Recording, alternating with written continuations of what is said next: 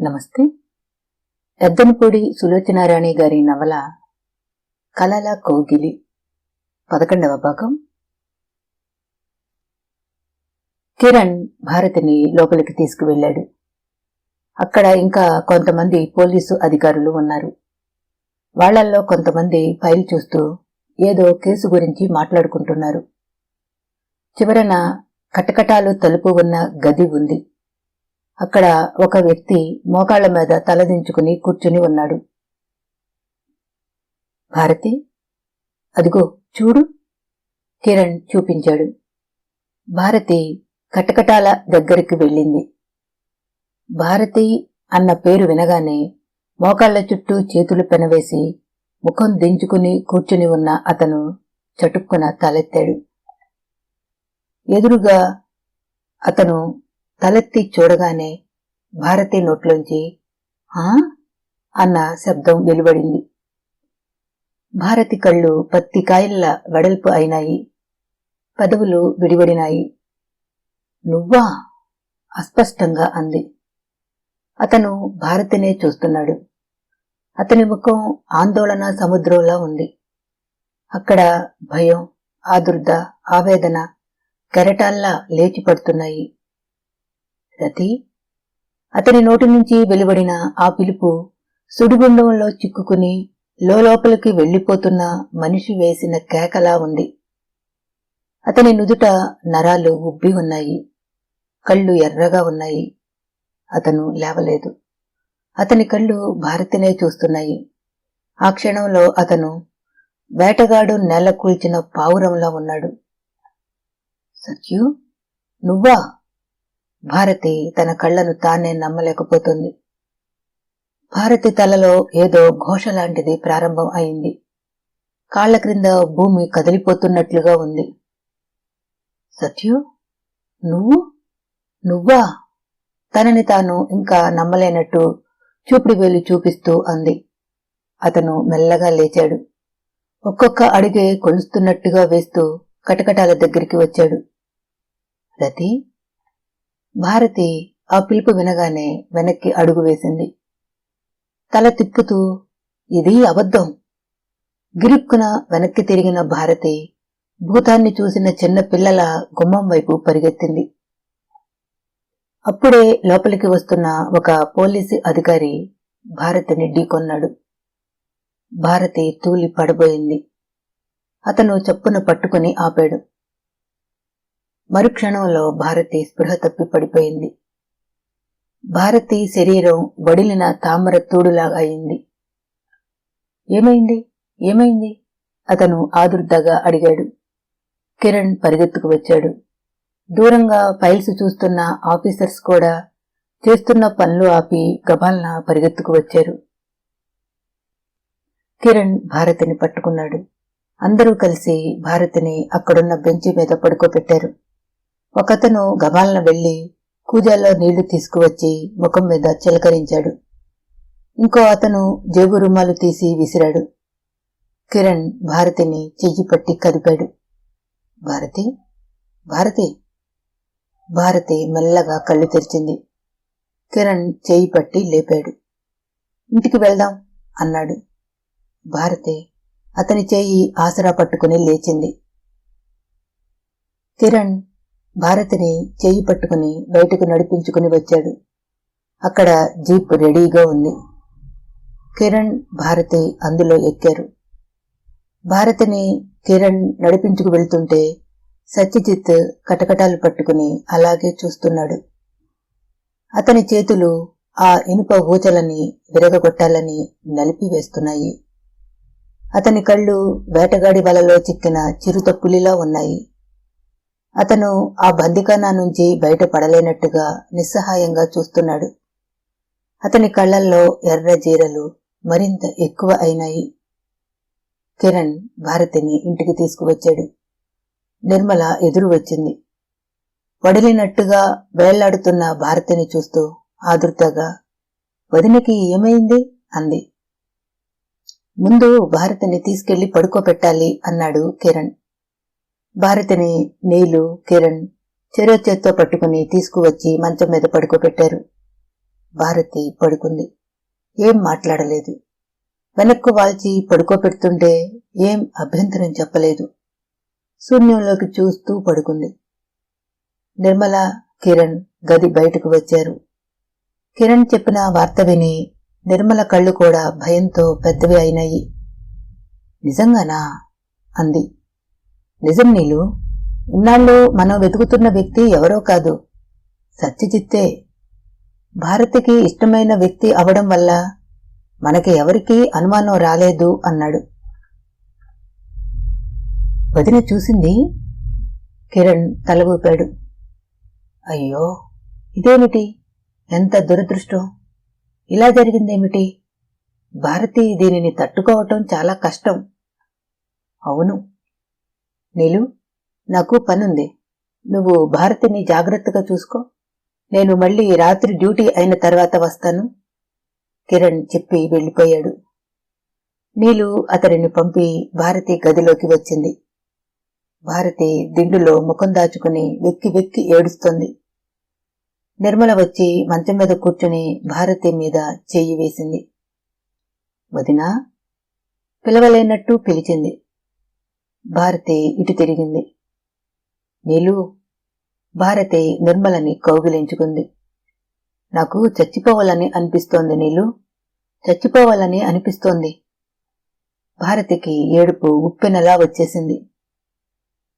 పోలీసులు సత్యజిత్తుని blackmail case కింద arrest చేశారు. కోర్టులో కేసు విచారణ మొదలయ్యింది.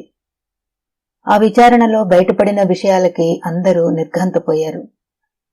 సత్యజిత్ ఎవరో కాదు, సుధాకర్ తమ్ముడు.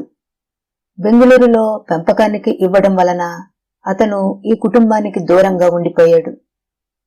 రూప పెళ్లికి సుధాకర్ సత్యజిత్తుని రమ్మనమని కోరుతూ రాశాడు.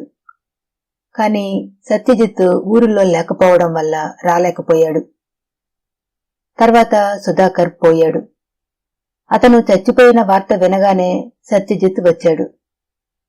సుధాకర్ మరణంతో నిరాశ్రయులైన చెల్లెల్ని, తమ్ముడిని తనతో బెంగుళూరు తీసుకువెళ్లిపోయాడు. రూప అత్తవారు ఇంకా లాంఛనాలు ఇవ్వలేదని, పెళ్లి బాగా జరగలేదనే సాధింపుతో రూపని పుట్టింటికి పంపేశారు. ఈ బాధలన్నింటికీ కారణం సుధాకర్ మరణం. ఆ మరణానికి కారణం ఎవరు? విశ్వనాథం గారు. అన్నగారి మరణానికి కారకుడైన విశ్వనాథం గారి మీద సత్యజిత్తుకి ప్రతీకార జ్వాల మండిపోతోంది. ఆయనని బాధ పెట్టాలి. ఆ సంసారంలో అశాంతి లేపాలి. తమలాగా వాళ్ల జీవితాలు కూడా వేదనామయం అయి తీరాలి. అదే అతని నిశ్చయం. అందుకే సత్యజిత్ గొంతు మార్చి విశ్వనాథం గారిని అపరిచిత వ్యక్తిగా ఫోనులో వెంటాడసాగాడు. పోలీసుల పరిశీలనలో సత్యజిత్ సైకియాట్రిస్టు దగ్గరికి వెళుతున్నట్లు వెల్లడి అయింది. ఆయనని కోర్టుకి సాక్ష్యానికి పిలిపించారు. ఆయన చెప్పిన విషయాలు అందరినీ ఇంకా ఆశ్చర్యపరిచినాయి. సత్యజిత్కి చిన్నప్పటి నుంచి ఎవరి మీదనైనా కోపం వస్తే వారిని పట్టి పల్లార్చే స్వభావం. వారిని ఎదురుపడి తిట్టడు, కొట్టడు. వారిలో ఏదో రకంగా భయం రేకెత్తించేట్టు చేసి వారి అంతం చూస్తాడు.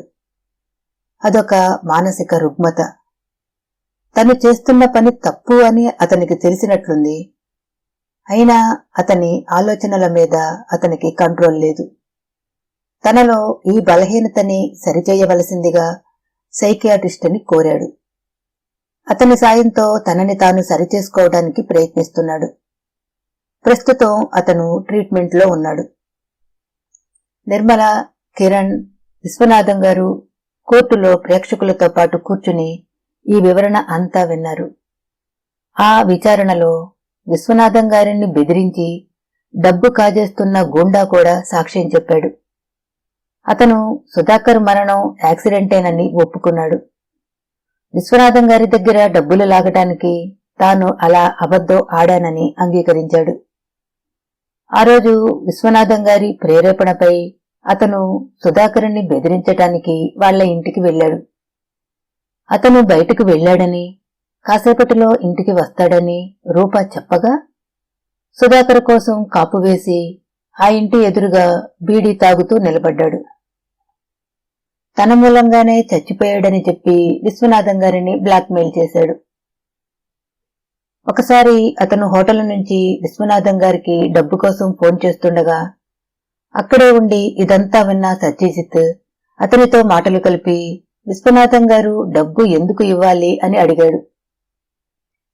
ఆయన సుధాకర్ అనే వ్యక్తిని చంపించాడని, ఆ రహస్యం తనకు తెలుసునని, అది బయటపెట్టకుండా ఉండేందుకు కోరిన డబ్బు ఇస్తున్నాడని చెప్పాడు. సత్యజిత్ ఆ గూండాని ఫ్రెండ్ చేసుకున్నాడు. ఆ రోజు నుంచి విశ్వనాథం గారిని ఫోన్లో వెంటాడటం ప్రారంభించాడు. ఇలా కేసు తెరిచిన కొద్దీ ఒక్కొక్క సంగతి బయటికి రాసాగింది. నిర్మల, కిరణ్లు ఎంత బ్రతిమలాడినా భారతి కోర్టుకు రాలేదు. నిర్మల ఇంటికి రాగానే భారతికి ఈ విషయాలు బలవంతంగా చెప్పేది. భారతి అక్కడి నుంచి లేచి వెళ్లిపోబోతుంటే నిర్మల చెయ్యి పట్టి లాగి మరీ కూర్చోపెట్టి చెప్పేది. ఈ నెల రోజుల్లో భారతి చిక్కిపోయింది. ముఖంలో కళ తగ్గినట్టు అయింది. కాలేజీకి వెళ్లడం లేదు. సెలవు పెట్టేసింది. దేని మీద ఆసక్తి లేని దానిలా కూర్చుండిపోతుంది. ఆ రోజు ఆదివారం. కిరణ్, విశ్వనాథం గారు, నిర్మల, భారతి కూర్చుని ఉన్నారు. భారతి పుస్తకం చదువుతున్నట్టు ముఖానికి అడ్డు పెట్టుకుంది. నిర్మల కిరణ్ని అడిగింది, కిరణ్, సత్యజిత్ మీద నీకు అసలు ఎలా అనుమానం వచ్చింది అంది. కిరణ్ చెప్పసాగాడు. సత్యజిత్ మీద నాకెప్పుడూ అసలు అనుమానమే రాలేదు. అతని ప్రవర్తన, వ్యక్తిత్వం, సంభాషణ అంతా హుందాగా ఉండేవి. భారతికి కాబోయే భర్తగా నేను అతనిని చాలా గౌరవించేవాడిని. అతను అప్పుడప్పుడు నా రూంకి వస్తూ ఉండేవాడు. నేను నిస్సంకోచంగా, అనుమానం లేకుండా విశ్వనాథం గారిని ఫోన్లో వెంటాడుతున్న వ్యక్తి గురించి అతనితో చర్చించేవాడిని. నా అనుమానం చాలా రోజులు నిర్మల మీద ఉండేది. నిర్మలే తండ్రి మీద కోపంతో ఎవరైనా స్నేహితుడితో ఇలా చేస్తోందా అని అనుమానపడ్డాను. నిర్మలకి తెలియకుండానే చెక్ చేశాను. కాని నిర్మల నిర్దోషి అని తేలింది. నా అనుమానం సరసు మీదకు మళ్ళింది. సరసు కూడా అమాయకురాలే అని తేలింది. ఆయన భాగస్వాములను పరీక్ష చేయసాగాను. ఎవ్వరూ కావటం లేదు. నాకు పిచ్చెక్కినట్టుగా అనిపిస్తుంది.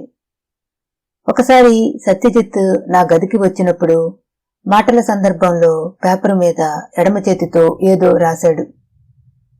అతను వెళ్లిన తర్వాత యథాలాపంగా నేను దాన్ని చూశాను. నా గదిలో చేతివ్రాత నిపుణుడు అయిన గోపి ఉన్నాడు. అతను అది చూసి సత్యజిత్కి ఎడమ చేతితో రాయడంలో నైపుణ్యం ఉంది అని చెప్పాడు.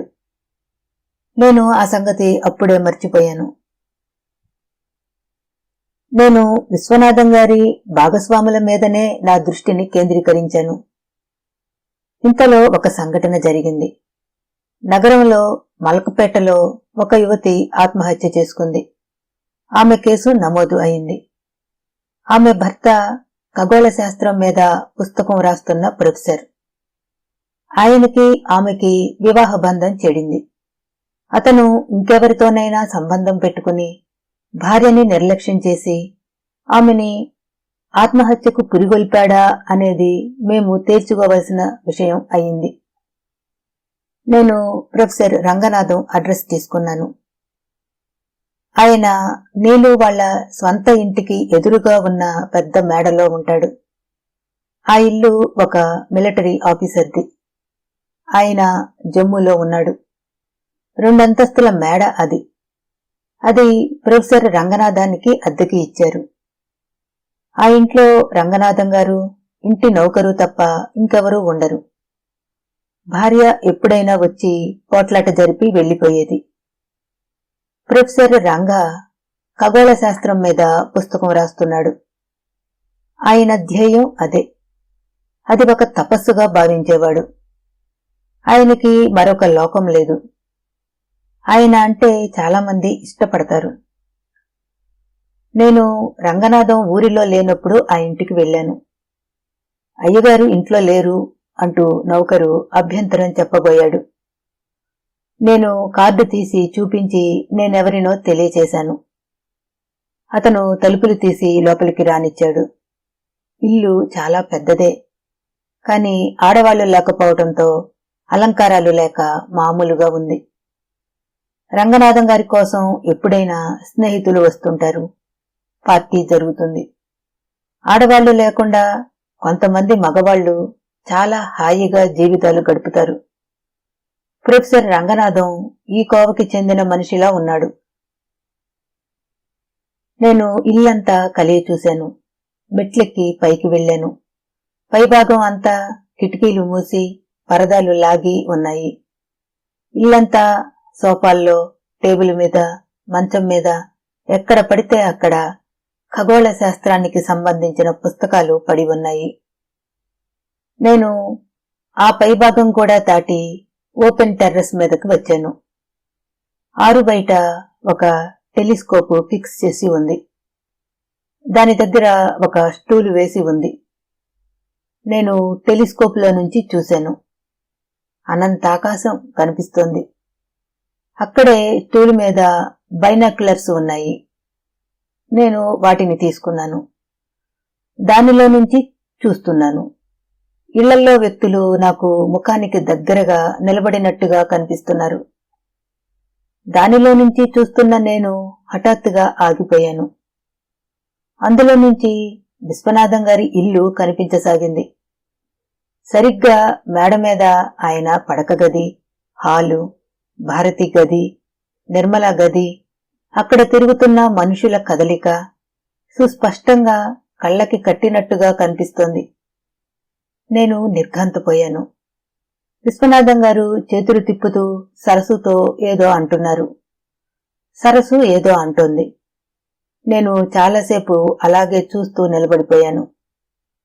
విశ్వనాథం గారికి ఫోన్ చేసే వ్యక్తి ఇంట్లోంచి స్వయంగా చూసినట్టే మాట్లాడటం గుర్తుకు వచ్చింది. నేను ఆ క్షణంలో రంగనాథం గారి గురించి ఆలోచించటం మానేశాను. ఆ ఇంటికి వచ్చే వ్యక్తి విశ్వనాథం గారిని సతాయించే వ్యక్తి అయి ఉండాలి. అంతే అయి ఉంటుంది. లేకపోతే అంత బాగా ఇంట్లో జరిగిన సంఘటనలు తెలియవు. ఇంతలో నౌకరు ఫోన్ పట్టుకుని వచ్చాడు. అయ్యగారు, మా అయ్యగారు ఫోన్లో మాట్లాడతారట అని. ఫోన్కి లాంగ్ కార్డు ఉంది. గదిలో నుంచి వైరు ఎంత దూరం టెలిస్కోప్ వరకు వస్తుంది. నేను టెలిస్కోప్ దగ్గర నిలబడి విశ్వనాథం గారి ఇంట్లోకి చూస్తూ మాట్లాడాను. హలో అన్నాడు. అవతల నుంచి ప్రొఫెసర్ రంగనాథం మాట్లాడుతున్నారు. ఆయనకి నన్ను నేను పరిచయం చేసుకున్నాను. ఆయన ఒక పావుగంటలో వస్తున్నానని, నన్ను ఉండమని కోరారు. నేను అంగీకరించాను. ఫోన్ పెట్టేసిన నేను దానివైపు నిశితంగా చూశాను. ఫోను ఇక్కడ వరకు వస్తోంది. ఆ వ్యక్తి ఎవరో ఈ బైనాక్యులర్స్ లో నుంచి చూస్తూ ఈ ఫోన్లో నుంచి ఫోన్ చేసి ఆయనను బెదిరిస్తూ ఉండవచ్చు అని నిశ్చయించుకున్నాను. నేను ఫోన్ పెట్టేసి ఇల్లంతా కలియదిరిగాను. ఈ ఇంటికి ఎవరెవరు వస్తుంటారు తరచుగా అన్నాను. చాలా మంది వస్తారు అన్నాడు నౌకరు. అక్కడ బల్ల మీద రంగనాథం గారి మిత్రులది టెలిఫోన్ నంబర్లో నోట్ చేసిన చిన్న డైరీ ఉంది. నేను అది తీసి అందులో పేర్లు అన్నీ గబగబా నోట్ చేసుకోసాగాను. మధ్యలో ఒక పేరు దగ్గర నా పెన్ ఆగిపోయింది. అది సత్యజిత్ పేరు. సత్యజిత్కి ఖగోళ శాస్త్రంలో డిగ్రీ ఉంది. అది మన ఎవ్వరికీ తెలీదు. నేను పెదవి నములుతూ క్షణంసేపు అలాగే నిలబడిపోయాను. ఇంతలో ప్రొఫెసర్ రంగనాథం రానే వచ్చారు. ఆయన నేను కూర్చుని చాలాసేపు మాట్లాడాం. ఆయన భార్యకి తనకి పడని విషయాలు అనేకం ఏకరువు పెట్టసాగాడు. ఈ పుస్తకం రాయటం తన జీవిత ధ్యేయం అని, దీనిని తను ఒక మహా తపస్సుగా భావిస్తున్నానని, భార్యకి ఇది ఇష్టం లేదని, తన పని విలువ గమనించకుండా తనకి సుఖం లేదని అహర్నిశలు పోట్లాడేదని చెప్పాడు. అది వారి స్వవిషయం. ఆ కేసు వేరు.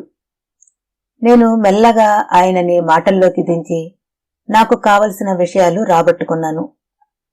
సత్యజిత్ ఆయనకి అసిస్టెంటుగా చేస్తున్నాడు. ఈ పుస్తకం పూర్తి అయ్యే వరకు ఈ విషయం ఎవరికీ తెలియకూడదని ఆయన నిర్ణయం. ఆయనకి నోట్సు తయారు చేసి పెట్టడం, ఆయనకి రిఫరెన్స్ వెతికి పెట్టడం, ఆయన రాత్రివేళ నక్షత్రాలను పరీక్ష చేస్తుంటే మేలుకుని ఉండి ఆయనకి టీ చేసి ఇవ్వడం, ఈ పనులన్నీ చేస్తాడట. సత్యజిత్ పేరు చెబుతుంటే ఆయన కళ్లల్లో ఒక తండ్రి కొడుకును గురించి గర్వంగా చెబుతున్న ఆనందం, సంభ్రమం కనిపిస్తున్నాయి. Brilliant boy, I like him very much. అతనికి నా తర్వాత దానినంతా చెందేట్లు నేను రాస్తున్నాను అన్నారాయన. ఆయన సత్యజిత్తుని గురించి అంత మంచివాడని చెప్పిన తర్వాత నేను మళ్లీ అతన్ని అలా శంకించటం న్యాయమా అని ఆలోచనలో పడ్డాను. అయినా సత్యజిత్తుకి విశ్వనాథం గారి మీద ఎందుకు పగ ఉంటుంది? అతను భారతికి, నాకు మా ఆందోళనని పంచుకుని సాయం చేయడానికి ప్రయత్నిస్తున్నాడు కూడా. ఈ వ్యక్తి సత్యజిత్ అయి ఉండడు అనుకున్నాను. ప్రొఫెసర్ రంగనాథం గారి ఇంటికి వచ్చే మిగతా వారిలో ఎవరో అయి ఉండాలి. ఎవరు వాళ్ళు? ఆ 20 మంది గురించి ఆరా తీశాను. వారిలో ఎవరో విశ్వనాథం గారిని వెంటాడుతున్నారు అని నిర్ధారణ చేసుకున్నాను. విశ్వనాథం గారిని మేమే కావాలని, ఆస్తి దావాలో పోయిందని ప్రకటింపచేసి ఇల్లు మార్పించాం. నౌకర్లని తీసేశాం. అయినా ఆ ఫోన్ బెడద వదలలేదు.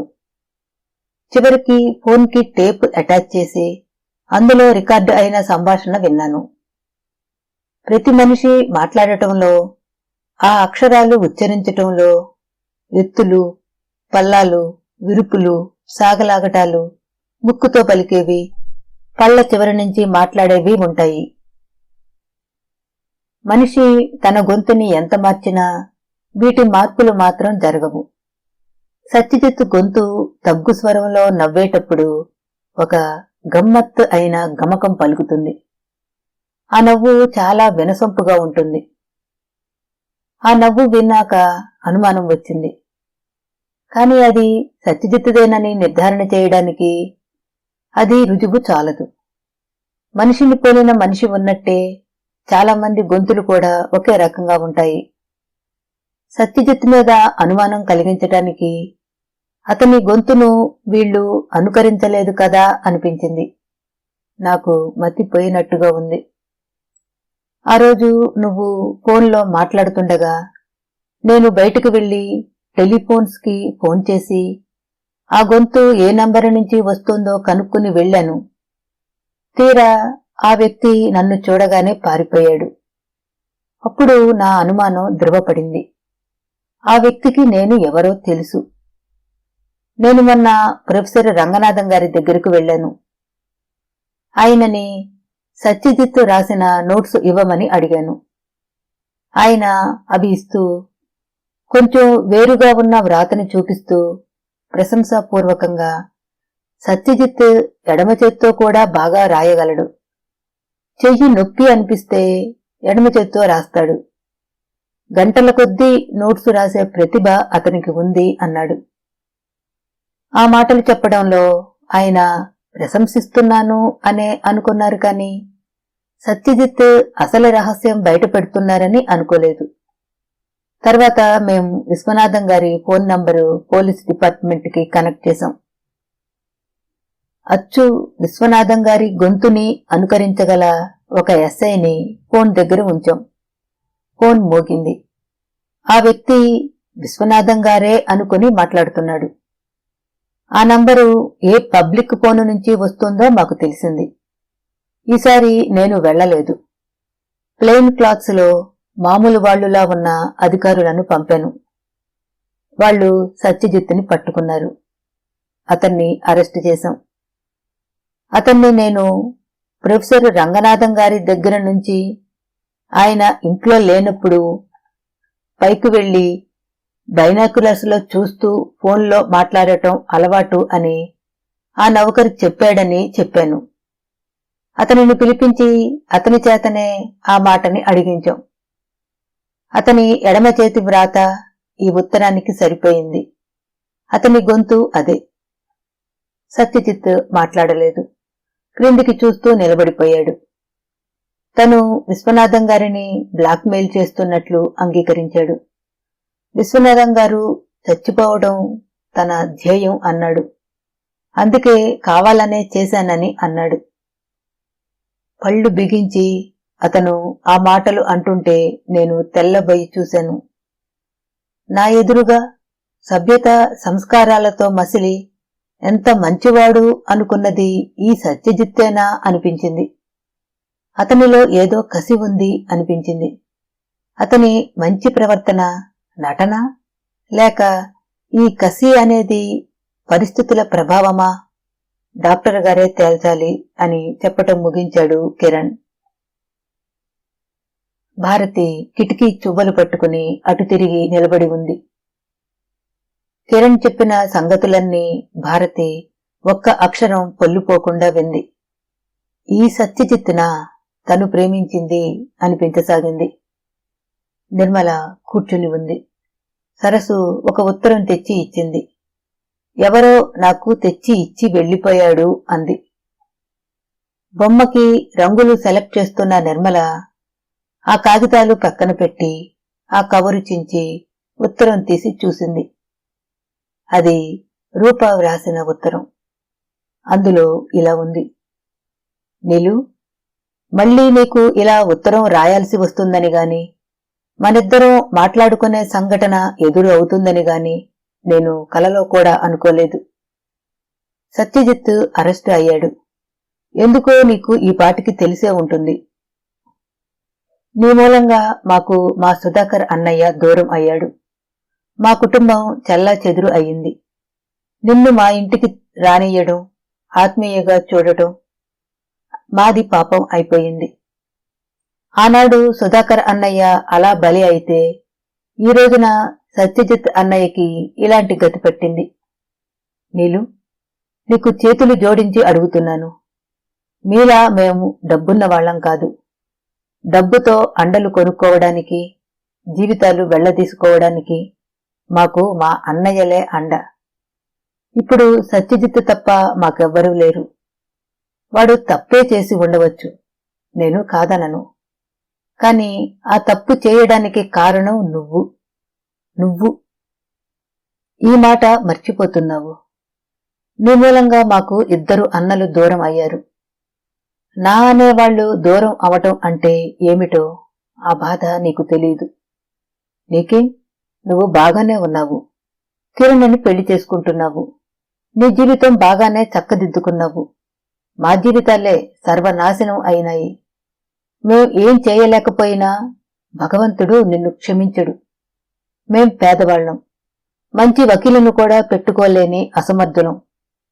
అందుకేగా అన్నయ్యని రక్షించుకోలేకపోయాం.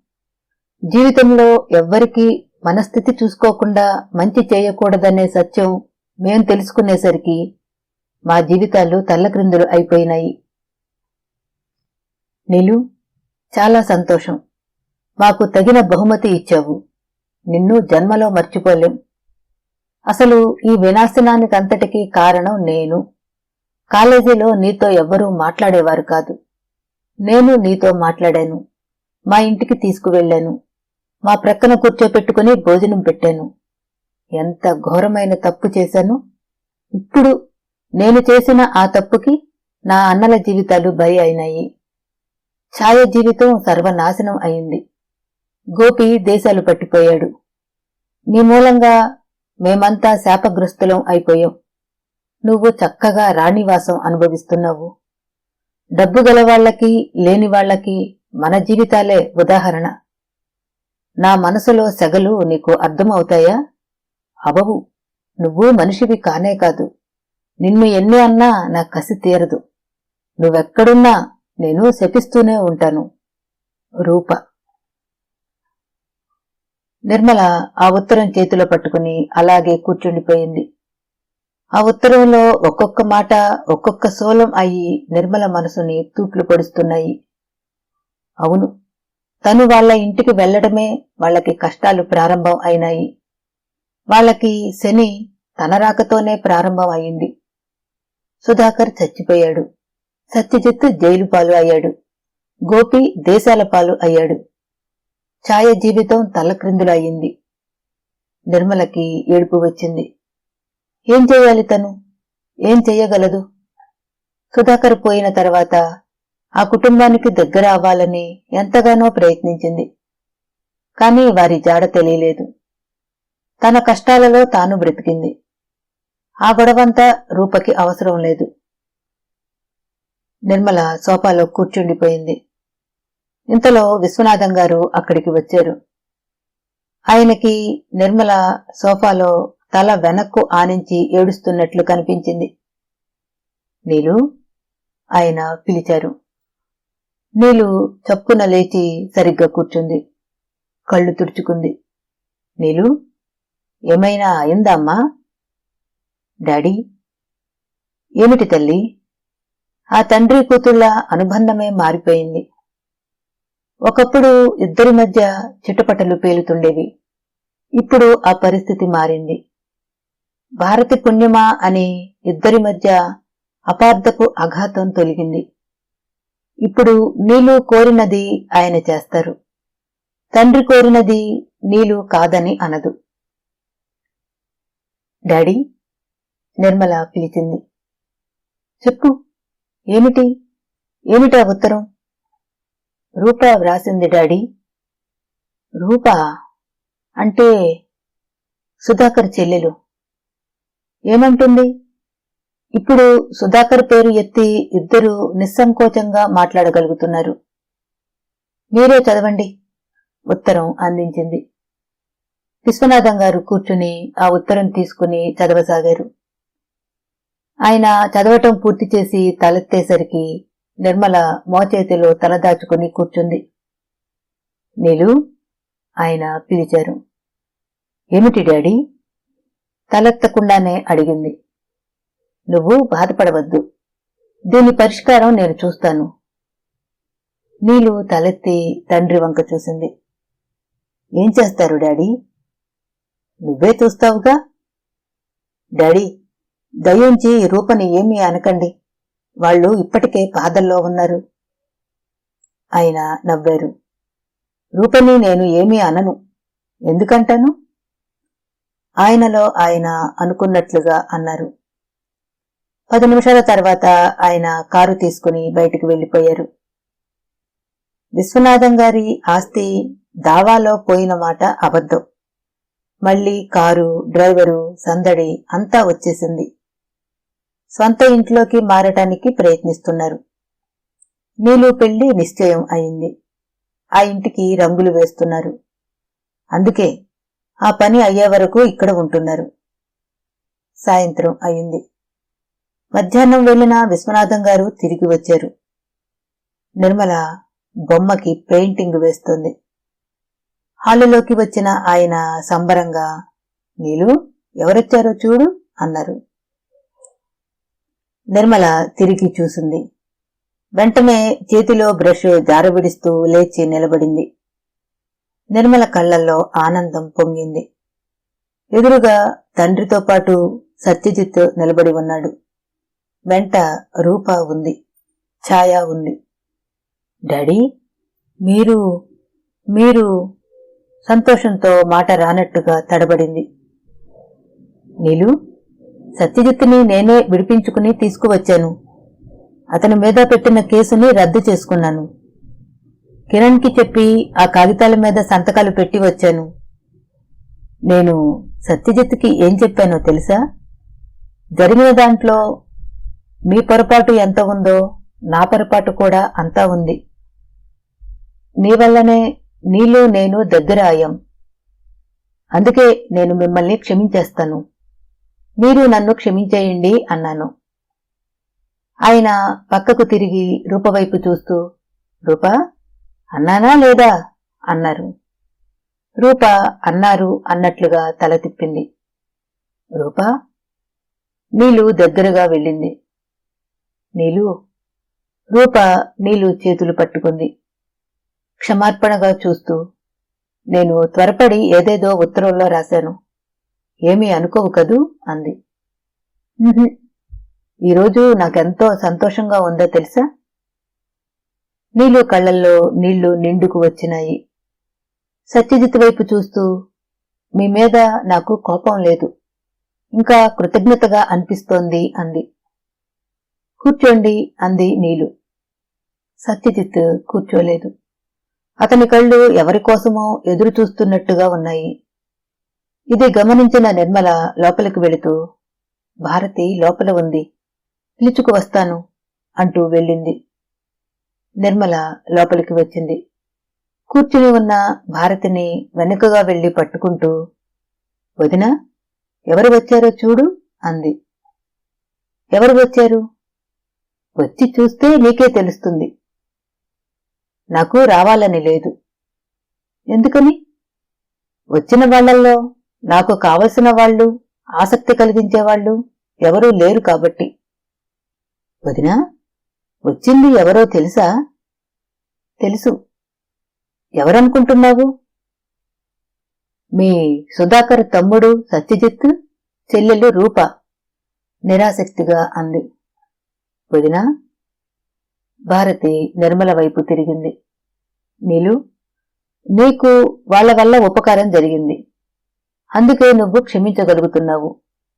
నేను చెప్పలేనంత నష్టపోయాను. నేను క్షమించలేను.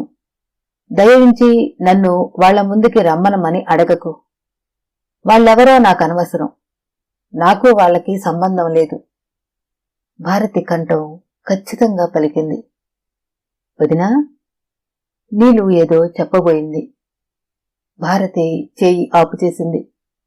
ఎర్రబడిన కళ్లతో అంది, దయించి నన్ను ఇంకేం అడగకు, నువ్వేం చెప్పాలని చూడకు అంటూనే గిరుక్కున గదిలోకి వెళ్లి తలుపులు మూసుకుంది. నిర్మల గది తలుపుల వైపు నిస్సహాయంగా చూసింది. ఆ తర్వాత మెల్లగా యువతలికి వచ్చింది. నిర్మలని చూడగానే రూప, ఏది ఆ భారతి అనే అమ్మాయి ఏది అంది కుతూహలంగా. అప్పటికే సరస్సు వాళ్లకి కూల్ డ్రింక్స్ తెచ్చి ఇచ్చింది. వాళ్ళు అది తాగుతున్నారు. భారతి రాలేదు అంది నిర్మల సత్యజిత్ వైపు చూస్తూ. రాలేదా? ఎందుకని? రూప నిరాశగా అడిగింది. ఒంట్లో బాగాలేదుట అంది. సత్యజిత్ కూడా నిర్మల వైపే చూస్తున్నాడు. ఒంటరిగా వచ్చిన నిర్మలని చూడగానే అతని కళ్లల్లో నిరాశ వచ్చి నిండింది. రూప లేస్తూ, నేను వెళ్లి ఆ అమ్మాయిని పలకరిస్తాను, నేను సత్యజిత్ చెల్లెలిని అని చెప్తాను అంది. లేవబోతున్న రూపని సత్యజిత్ చెయ్యి పట్టి లాగాడు. అతని స్పర్శ రూపని అలాంటి పిచ్చి పని చేయవద్దు అన్నట్టుగా ఉంది. రూప క్షణంసేపు అతని వైపు చూసింది. ఆ తర్వాత మెల్లగా కూర్చుండిపోయింది. కొద్దిసేపయింది. రూప, నిర్మల, విశ్వనాథం గారు ఏదో మాట్లాడుతున్నారు. సత్యజిత్ మౌనంగా కూర్చుండిపోయాడు. అతను పరధ్యాసగా ఆలోచిస్తున్నాడు. అతని చేతిలో గాజు గ్లాసు ఉన్నట్టుండి అతని చేతి వేళ్లు బలంగా నలిపినట్లుగా పట్న బద్దలైంది. అయ్యయ్యో, అదేమిటి అంది రూప. సారీ అస్పష్టంగా అన్నాడతను. సరసు గాజు ముక్కలు తీసేసింది. సత్యజిత్ చేతి వేళ్లు రక్తసిక్తం అయినాయి. నీలు వెళ్లి గాజు క్లాత్ తెచ్చి అతని చేతికి బ్యాండేజ్ వేసింది. ఇక వెళ్దామా అన్నయ్య అంది రూప. పద. సత్యజిత్ లేచాడు. అతను వెళ్లే ముందు భారతి గదివైపు తదేకంగా చూశాడు. తర్వాత గాఢంగా నిట్టూర్చాడు. రూప, సత్యజిత్ వెళ్లిపోయారు. నీలు లోపలికి భారతి దగ్గరికి వచ్చింది. వదినా, సత్యజిత్ ఎదురుగా ఎందుకు రాలేదు అంది. అతను చేసిన మోసాన్ని మీరు క్షమించేశారు. నేను క్షమించలేను, నా జీవితంలో క్షమించలేను అంది భారతి. ఆ మాటల్లో బాధ, కసి కూడా కనిపిస్తున్నాయి. భారతి అప్పుడే క్లాసు నుంచి బయటికి వచ్చింది. ప్యూన్ ఎదురయ్యి, అమ్మా, ప్రిన్సిపల్ గారు మిమ్మల్ని పిలుస్తున్నారు అన్నాడు. మరో క్లాసుకు వెళ్తున్న భారతి ఆగింది.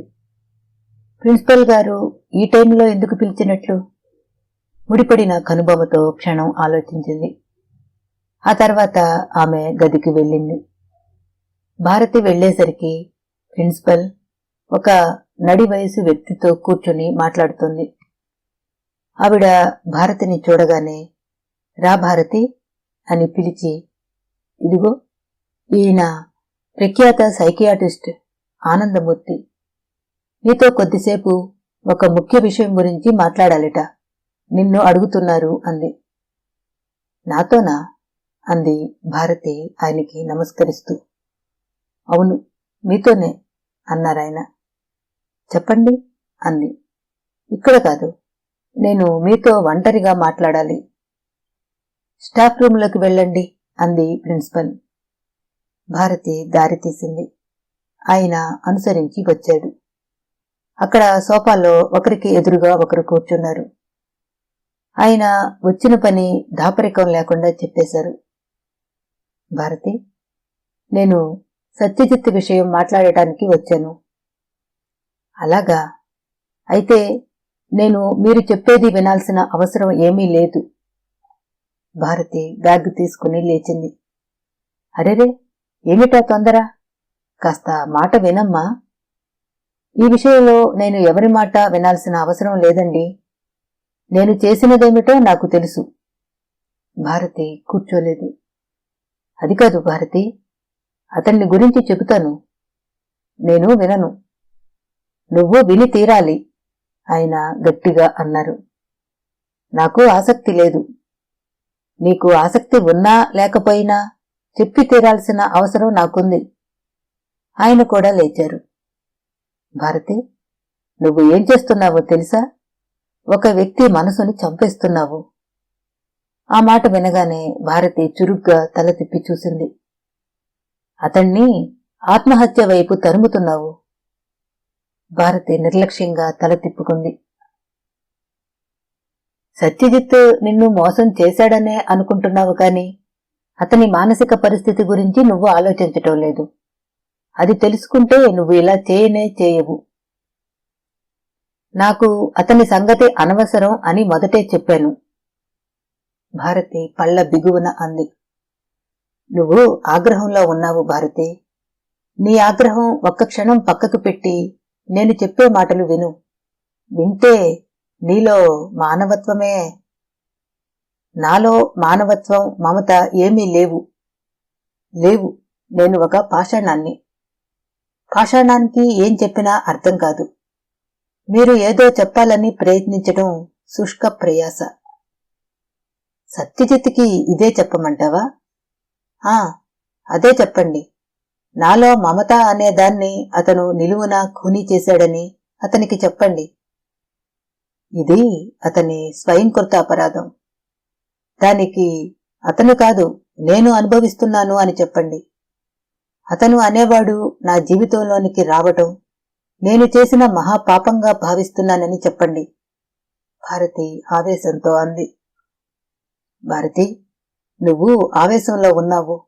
ఆయన నచ్చచెప్పబోయారు. అవును, ఆవేశంలోనే ఉన్నాను. నేను కట్టుకున్న ఆనంద ఆశల సౌధం నాకంటి ముందే పేక మేడలా కూలిపోయి నన్ను చూసి వికటంగా వెక్కిరిస్తోంది. నేను చాలా తెలివిగలదాన్నని, అందరినీ అర్థం చేసుకోగలనని, చెడ్డవాళ్లని ఇట్టే గుర్తుపట్టి దూరంగా ఉంచగలనని ఇన్నాళ్లు విర్రవీగాను. నాకు బాగా గర్వం అణిగింది.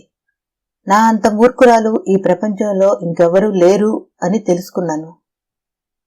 భారతి, నా మాట నువ్వు అసలు వినడం లేదు. వినను అని మొదటే చెప్పానా? నాకెవ్వరిని చూసినా విసుగుగా ఉంది. నన్ను చూస్తే నాకే అసహ్యం వేస్తోంది. చావటానికి ధైర్యం లేని పిరికిదాన్ని. భారతి, ఇప్పటికి మీరు చెప్పినవి నేను విన్నవి చాలు. Good bye. భారతి చివాలన వెనక్కి తిరిగి బయటికి వచ్చేసింది. ఆయన ఒక్క క్షణం గదిలో నిస్సహాయంగా చూస్తూ నిలబడిపోయారు. ఆయన సత్యజిత్తుతో, నేను భారతిని ఒప్పిస్తాను, నీ విషయం అర్థమయ్యేలా చేస్తాను, నా మాట మీద నమ్మకం ఉంచుకో, నేనింతవరకు ఎప్పుడూ ఫెయిల్ అవ్వలేదు అని ధీమాగా చెప్పి వచ్చాడు. బాప్రే, ఈ అమ్మాయి తుఫానులా ఉంది. ఆ కళ్లల్లో బాధ చూస్తుంటే ఆ అమ్మాయి మనసు ఎంత గాయపడిందో ఆయనకి అర్థం అవుతూనే ఉంది. ఆయన భుజాలు కదిలించి అక్కడి నుంచి బయలుదేరారు. బయటకు వచ్చిన భారతి కారిడార్లో హఠాత్తుగా పరిగెత్తసాగింది. పుస్తకాలు పుచ్చుకుని గేటు వరకు వచ్చింది. అక్కడ ఆటో ఒకటి ఉంది. భారతి ఆయాసపడుతూ అందులో కూలబడి అడ్రస్ చెప్పి పోనీ అంది. ఆటో అతను చిత్రంగా చూసి ఆటోని స్టార్ట్ చేశాడు. మాలి కూడా వింతగా చూశాడు. భారతి ఇంటికి వచ్చింది. గదిలోకి వెళ్లి మంచం మీద పడింది. భారతికి సత్యజిత్ వెంట తరుముకుని వస్తున్నట్టే ఉంది. ఈ ప్రపంచంలో ఎక్కడా అతను రాలేని చోటు కనిపించటం లేదు. భారతికి అక్కడ సత్యజిత్ ఇచ్చిన పుస్తకం కనిపించింది. అది తీసి కిటికీలో నుంచి విసిరేసింది. రికార్డ్స్ గిరాటు కొట్టింది. మంచం మీద దుప్పటిలాగి కింద పారేసింది. హఠాత్తుగా మంచం మీద పడి ఏడవసాగింది. ఆ ఏడుపులో నిస్సహాయత, అంతులేని విషాదం పొంగి ప్రవహిస్తున్నాయి. కలల కోగిలి నవల 11వ భాగం సమాప్తం. మళ్ళీ కలుద్దాం. సెలవు.